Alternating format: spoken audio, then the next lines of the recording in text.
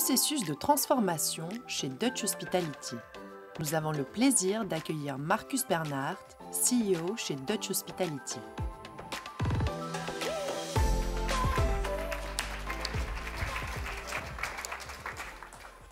Bon après-midi, messieurs et dames, et merci beaucoup d'être si attentifs encore à cette heure-ci. Ça, c'est vraiment formidable. Tout d'abord, je m'excuse peut-être pour mon français, mais en tant que Suisse, c'est toujours un peu compliqué. Et j'ai réfléchi vraiment très fort si je dois passer les messages en suisse allemand. Après, j'ai quand même dit non, c'est peut-être pas vraiment une bonne chose parce que ça pourrait peut-être créer quelques turbulences et après tout le monde va s'endormir. Alors, j'essaie mon mieux avec le français et je voudrais vous présenter Dutch Hospitality, une compagnie fondée en 1930 au nom de Steigenberger Hotels, un des plus anciens hôtels groupes du monde. Et j'aimerais bien vous faire un petit parcours, qu'est-ce qui s'est passé depuis le changement dans notre actionnaire à la fin de 2019, début 2020. Alors, il y a trois phases que j'aimerais bien vous montrer. C'est tout d'abord une introduction. Qu'est-ce que c'est Huazhu? Qu'est-ce que c'est notre partenaire qui a acheté Dutch Hospitality? Après, un peu la vision de Dutch Hospitality. Qu'est-ce qu'on veut et quels sont nos plans jusqu'à 2027? Et après, la transformation. Qu'est-ce qu'on a fait depuis qu'on a repris? Maintenant, il y a une chose qu'il faut savoir. J'ai repris le poste le 1er novembre avec beaucoup d'enthousiasme. Le 2 novembre, le gouvernement allemand a annoncé le lockdown. C'était super bien. On a dit, OK, qu'est-ce qu'on fait? Alors, on a dit, ça, c'est le moment vraiment pour commencer la transformation à fond. Parce que maintenant, on a le temps. On a le temps, on a les moyens et il faut maintenant faire quelque chose pour que la compagnie va être redynamisée après le Covid. Quelques informations sur notre partenaire Huazhu. Vous voyez, Huazhu aujourd'hui, c'est à peu près 7000 hôtels. Ils ont à peu près 100 000 employés. Ils ont 21 différentes marques. Et dans le pipeline, à peu près 2700 hôtels qui ont des contrats qui sont signés, qui sont en train de se développer aujourd'hui. Alors, tous les jours, il y a 3 à 4 ouvertures en Chine. Par contre, nous, comme petite compagnie à côté, on a presque peur de montrer les chiffres, mais c'est comme ça, mais on est petit, mais super bien. On a 120 hôtels, on a 10 000 employés, à peu près 48 hôtels dans le pipeline. Et comme vous voyez, le chiffre d'affaires, malheureusement, qu'on a fait en 2019, à peu près 800 millions de chiffre d'affaires, on est descendu en l'année 2020 à 200 millions. Alors, c'est quand même un chiffre assez considérable, disons, en termes de réduite. En ce qui concerne le focus, notre partenaire Huazhu, ils sont très forts dans le secteur économie et mid-scale et en mainland China, comme on dit. Et nous, c'est plutôt économie, mid-scale, upscale, luxury, lifestyle. Et là, on parlera un peu plus tout à l'heure. Alors, en termes de taille, ça c'est aussi quand même important de voir un peu où se retrouve Huazhu aujourd'hui dans le monde d'hôtelier international. L'année 2019, ils sont passés au 9e, l'année passée maintenant au 7e, et les aspirations sont naturellement de grandir et de monter vers le top 5. Et à côté, à droite, vous voyez un peu la market capitalization. Ça sont les chiffres du mois d'août cette année-ci. Huazhu Group, à peu près 15 milliards de market capitalization, qui est quand même quelque chose qui, pour moi, ça c'est super bien. Comme ça, je suis tranquille et on peut pousser et faire l'expansion de notre groupe. Parce qu'on a quelqu'un derrière qui nous soutient et qui fait vraiment en sorte que la compagnie va se développer en Europe, Middle East, Afrique et en Inde. Dutch Hospitality, un peu, quelles sont les visions, qu'est-ce qu'on veut faire? Alors naturellement, le propriétaire nous a donné un but assez clair. Il voulait que dans 3 phases, on va devenir un des plus importants players en Europe. Et il nous donne toutes les moyennes, il veut vraiment grandir, soit dans le secteur européen, mais aussi mondial. Mondial, son but, c'est rentrer dans les premiers 3. Et en Europe, on aimerait bien jouer dans les premiers 3 à 5 peut-être, pour être un peu prudente. Ça, c'est un peu le plan de développement qu'on partage naturellement aussi avec les investisseurs, qu'on partage avec tout le monde, et on travaille assez dur là-dessus pour faire en sorte qu'on va arriver sur les 3 phases jusqu'à l'année 2027. Ça, c'est un peu le pipeline et comment nous, on voit les choses. Alors, à la fin de l'année 2021, on va avoir à peu près 170 hôtels. Et après, au fur et à mesure, on va agrandir. Maintenant, vous voyez très bien que les 700 hôtels que nous, on aimerait bien avoir l'année 2027, on ne peut pas arriver juste avec un organique développement. Alors, c'est clair que le M&A joue un rôle assez important. Et comme ça, on a dit à peu près la moitié, on va faire dans l'organic growth et le reste, 300 à 350 hôtels, avec des acquisitions des chaînes d'hôtels qui sont heureusement ou malheureusement disponibles après la pandémie. On le voit déjà maintenant, il y a beaucoup de choses qui sont à acheter. C'est seulement le prix pour l'instant qui n'est peut-être pas encore au niveau que nous, on aimerait bien l'avoir. Mais c'est ça que la direction qu'on va viser. Une vision d'une compagnie qui était assez centralisée, qui était assez contrôlée, nous sommes en train de changer. On est en train de changer la culture, plutôt de former en culture of trust et pas vraiment la culture de contrôle. Et ça, c'est quelque chose qui prend du temps parce qu'une compagnie qui a 90 ans, ce n'est pas si facile non plus. Hein. Alors, on commence vraiment à travailler là-dedans et avec une nouvelle équipe, avec un nouveau management et avec un nouveau propriétaire derrière, nous sommes, je crois, bien démarrés pour réussir. Pour tout le monde qui ne connaît pas très bien Steigenberger ou Deutsche Hospitality, peut-être quelques informations quand même qui sont importantes. Fondée en 1930, la compagnie était toujours très innovative. Et une des choses les plus innovatives, pour ceux qui ne connaissent peut-être pas ça, c'est que Steigenberger a créé Robinson Club. Robinson Club, c'était la réponse à Club Med. Et malheureusement, aujourd'hui, on regrette beaucoup qu'on a vendu cette chaîne à TUI en 1970. Et après, vous voyez un peu le développement, qu'est-ce qui s'est passé entre-temps, et le développement avec les différentes marques. Et je reviens sur les différentes marques aussi, parce qu'il y a pas mal de choses qui sont passées cette année-ci, avec de nouvelles marques qu'on a créées, et aussi le changement qu'on a fait avec cette société pour rentrer dans une dimension un peu différente, surtout dans le secteur de lifestyle. Alors, le core values, pour nous, avec un partenaire chinois derrière qui est tellement fort dans tout ce qui est digitalisation, c'est clair que la tradition et l'innovation ensemble font le succès pour nous. Deutsche Hospitality et le processus de la transformation. Alors, on a développé 4 différents piliers sur lesquels on a travaillé depuis novembre 2020.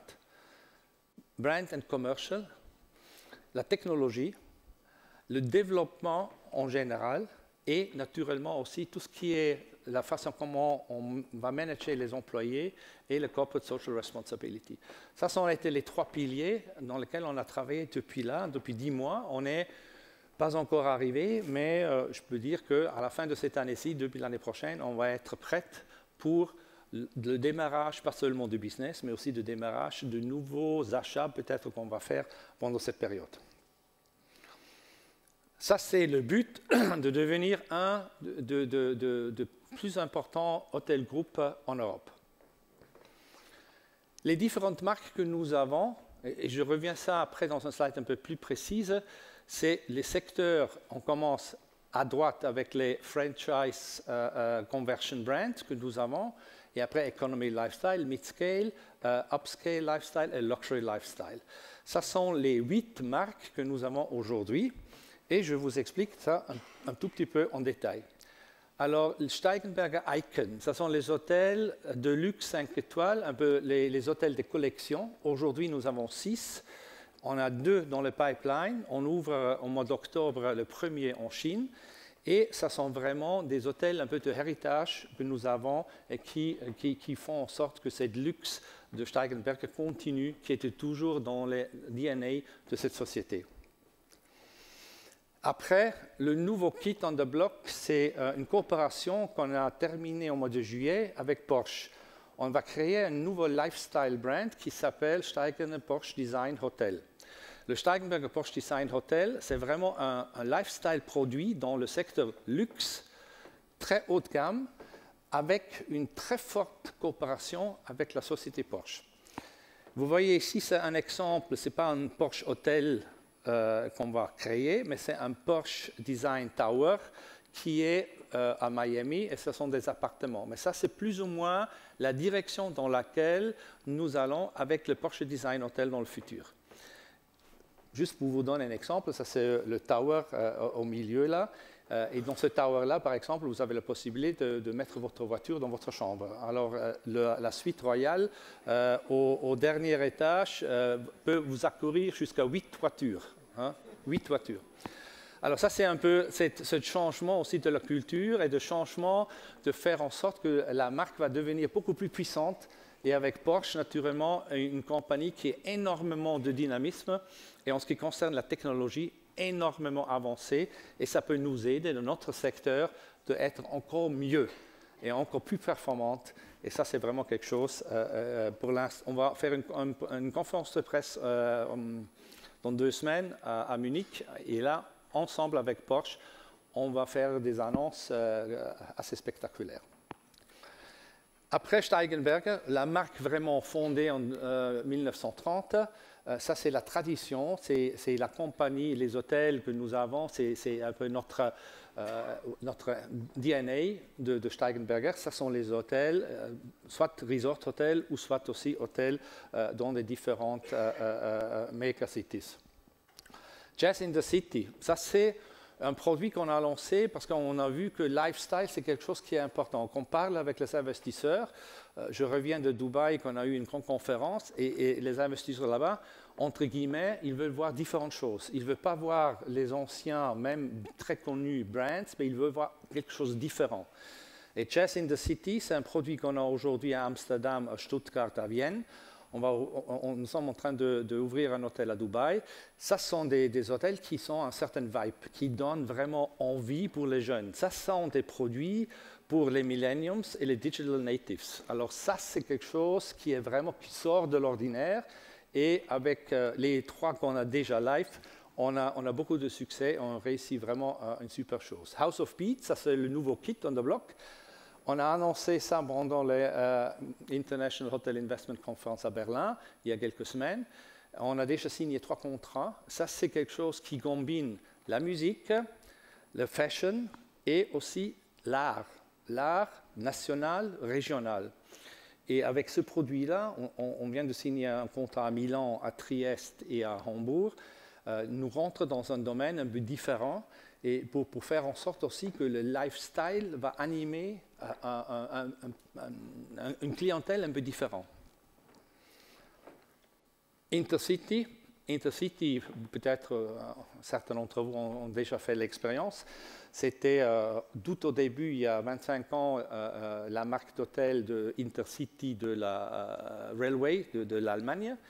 On a acheté cette compagnie en 1987 et depuis là, nous sommes en train d'exploiter cette marque surtout dans les aéroports, dans les train stations et aussi dans les cities, vraiment dans le centre de différentes megacities. Sleep, le produit un start-up company danois qu'on a acheté en 2019, qui est un lifestyle economy brand. Presque à 85% complètement autonome, digital de A à Z. Et en ce qui concerne les coûts pour les investisseurs, très bas, très bon marché. Et ça, c'est quelque chose qui, pour l'instant, dans la situation économique dans laquelle nous nous retrouvons, est assez intéressant. Et ça, c'est un des gammes pour l'instant qui marche le mieux en ce qui concerne le développement et avec les discussions que nous avons avec les investisseurs. Et Max, c'est un conversion brand parce qu'on a vu que tout ce qui est nouveaux produits, les greenfield, tout ça, ça va être beaucoup trop compliqué pour l'instant. Et les banques sont très compliquées pour financer les choses. Et avec Max, on a créé un produit qu'on peut vraiment utiliser pour des produits qui ne sont pas Steigenberger, qui ne sont pas Intercity, mais qui veulent quand même, qu'on a quand même le besoin de les garder chez nous. Et on va faire ça avec Max by Deutsche Hospitality. C'est un conversion brand qui est utilisé pour plusieurs brands ou pour plusieurs hôtels indépendants qui peuvent ou qui veulent rentrer dans notre gamme de Deutsche Hospitality. Pendant cette période-là, on a commencé de faire une brand strategy pour faire en sorte que nous, on doit être prêts pour toutes les acquisitions qu'on doit faire. Et là, on a dit, OK, comment on va faire ça pour être très flexible et très dynamique dès que nous avons un nouveau partenaire, peut-être un nouveau groupe d'hôtels qu'on peut intégrer chez nous. Et avec cette segmentation qu'on a créée, nous sommes prêts.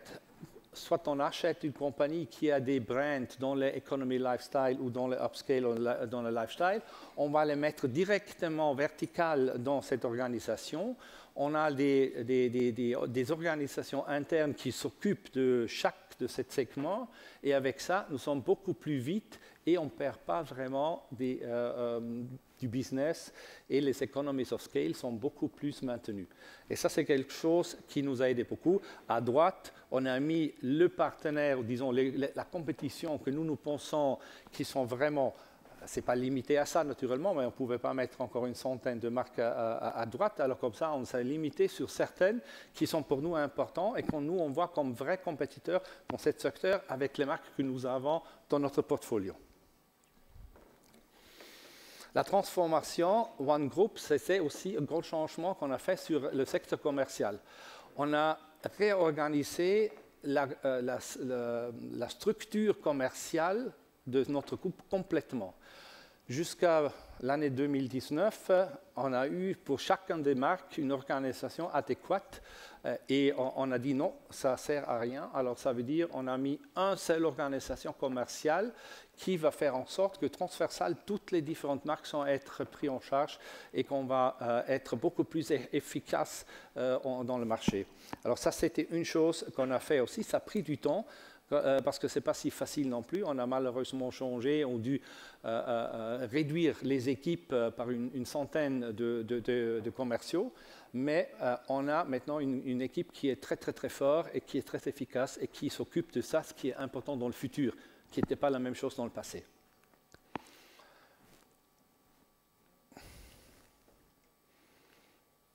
Pardon, voilà.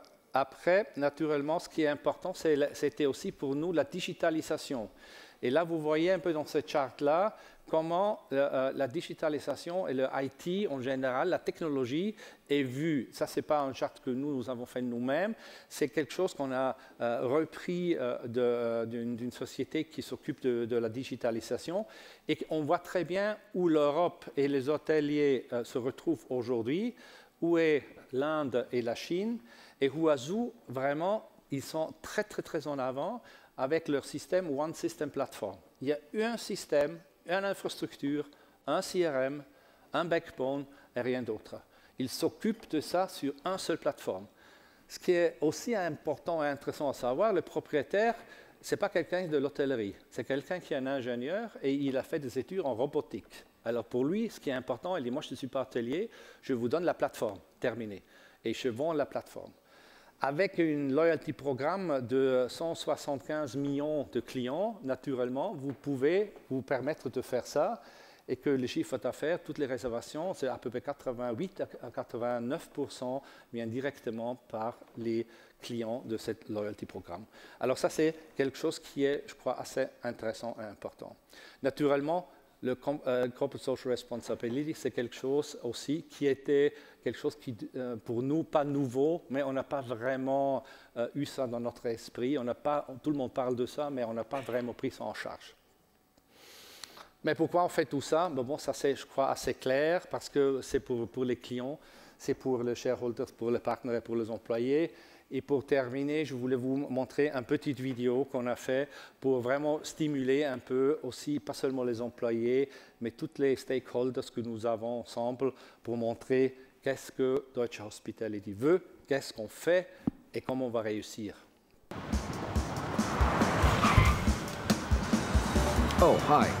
They call me Mr. Smiles. You'll get the irony of that soon enough. My real name?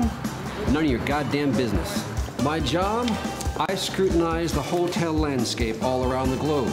You think I'm here to hand out good reviews like candy? I look for that fatal error, the chink in the armor. I will hunt you down until I see unprepared hotelier written across your forehead. Aside from that, I'm pretty nice. I would like a glass of wild goat milk. My bath at precisely 42.7 degrees. And throw in a yellow rubber ducky. Immaculate. You see, I expected this. What I look for is that extra oomph. A hotel so damn dandy, it sends the competition weeping over their empty tills. Not bad. A hotel that goes that extra mile to say nothing but the best for you, my friend, because you are special. Cheers to that. Never mind my second home. This is my home. I'll never stay anywhere else again if you don't have to. Harbor of freaking excellence. You follow me? Get out of here. I'm not easily impressed, but, okay. Oh, what is this? Am I having a stroke?